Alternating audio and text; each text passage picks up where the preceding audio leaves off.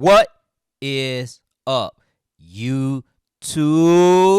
Let's talk about chapter 248 of Jujutsu Kaisen. It is finally over. The 3-week break is over, and now we can continue where we left off. When we first left off in chapter 247, Yuji was getting ready to stab Sukuna with the executioner sword. And this is where the chapter picks up from where we left off at. And Yuji tries to stab him with stab Sukuna with the executioner sword, but the sword disappears and it fails to kill Sukuna. Now, the reasoning why it's disappearing and it failed to kill Sukuna is because Higuruma is, I'm assuming he's dead. We're just going to say he's dead, but maybe he's unconscious or dying. But whatever the case is, it's part of his curse technique or his domain expansion. And so because he's deceased, the sword ends up not working. And Sukuna then swats Yuji away again. And that's when we learn that Sukuna is thinking to himself that even though Sukuna just confirmed that Higuruma is dead, that he took the Kamatoki, which is Sukuna's sword. His weapon, his divine weapon.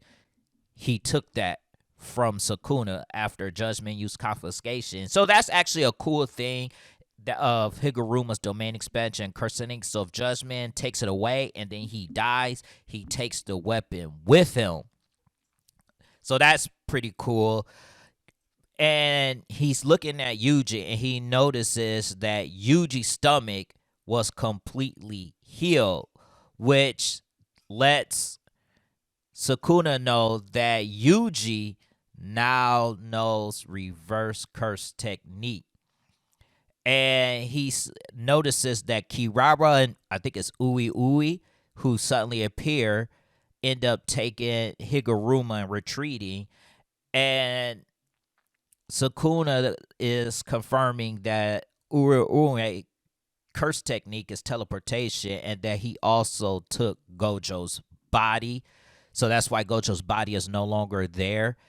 He's still thinking about himself, and he figured out that they must be sending all the wounded sorcerers to Shoko, because Shoko, her curse technique is only reverse curse technique. What Sukuna says is that when someone uses reverse curse technique on another person, the efficiency is cut less than half compared to one healing himself.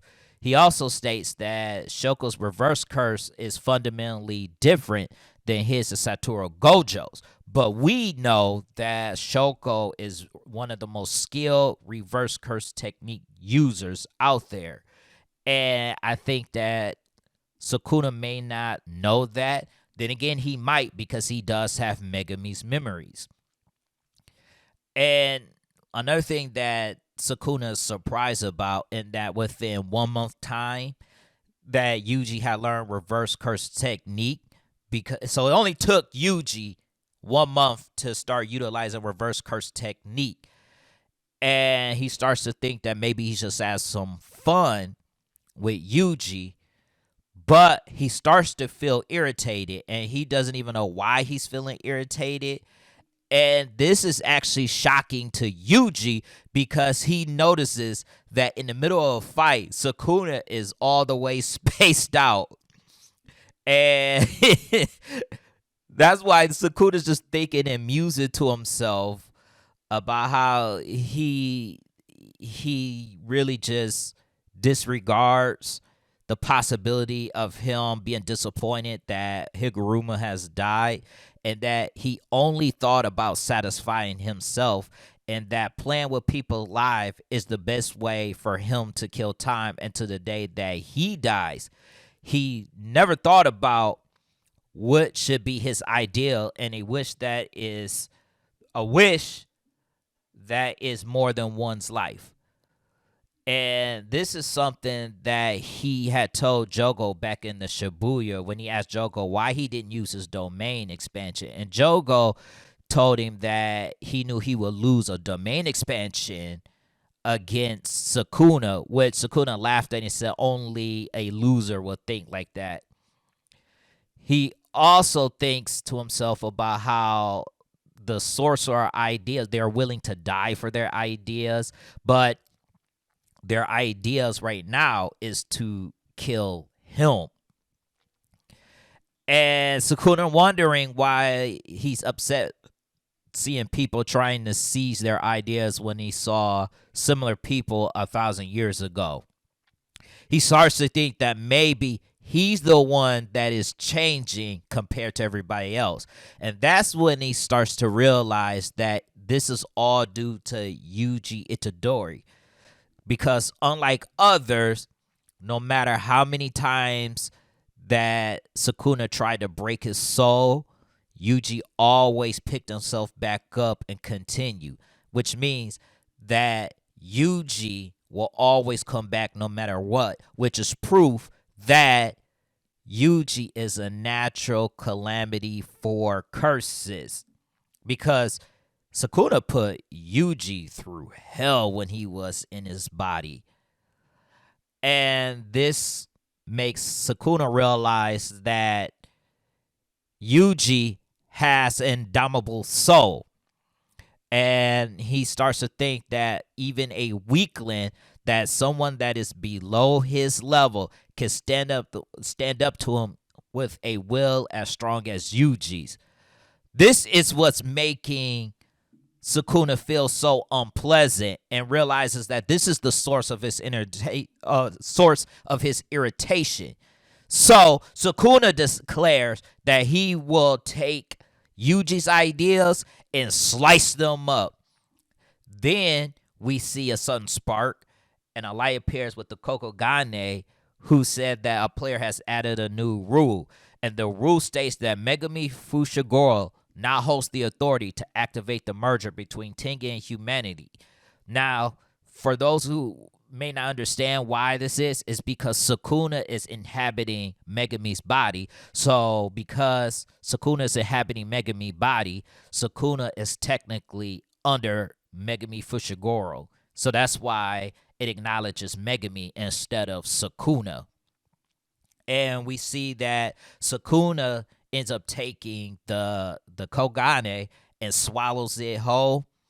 And then this is where we see Kusakabe, who assumes that this is Kenjaku's backup plan. And this clearly has to be Kenjaku's backup plan. So I kind of agree with Kusakabe because he got his head chopped off in a couple chapters ago. He got his head chopped off, and he said his will still be made. So I think that this was his backup plan. So I'm just going to assume that Kenjaku is fully dead, the mastermind behind all this. And he realizes, and Kusakabe talked about that Yuta's ambush must have been successful for this to happen. And Kusakabe says that he kind of felt like Sukuna was a better choice than Kenjaku because he felt like that Sukuna is not going to, do Jujutsu terrorism out of curiosity. But Sukuna shocks him because he said after he kills everybody, starting with Yuji, he then wants to play with the half cursed, half human, or whatever they're going to be after he kills all the sorcerer, which puts Kusakabe in a bind because he just gave Sukuna somewhat of a compliment just so Sukuna turn around and say, yeah, I'm going to do the merger just so I can fight the creature. That's kind of funny. But this is what I've been waiting for. I think all of us Jujutsu Kaisen fans been waiting for this exact moment. Besides the Gojo and Sukuna fight, we're getting Yuta Akatsu, who joins the battle, and he ends up coming out of nowhere and telling Yuji now he's sorry he's late. And then Sukuna tries to use either dismantle or cleave at point blank range, which Yuta ends up blocking. And then Sukuna tells them that they better kill him. If they want all his precious humanity to live, they have to kill him. And that's something that Yuta has always said, that he's strong because of the people that he has to protect. So he thanks his friends for everything. And that's when Rika emerges and pins Sukuna down while saying, "Who do you think you're talking to?" And I think a lot of people were always curious about this type of situation, because when Suguru Geto declared Rika the queen of curses, a lot of people always wonder who was stronger, Sukuna or Rika. But Gege, the creator, has said Sukuna is stronger than Rika. So this is going to be really interesting because we haven't seen Yuta's domain expansion. So I'm curious about that.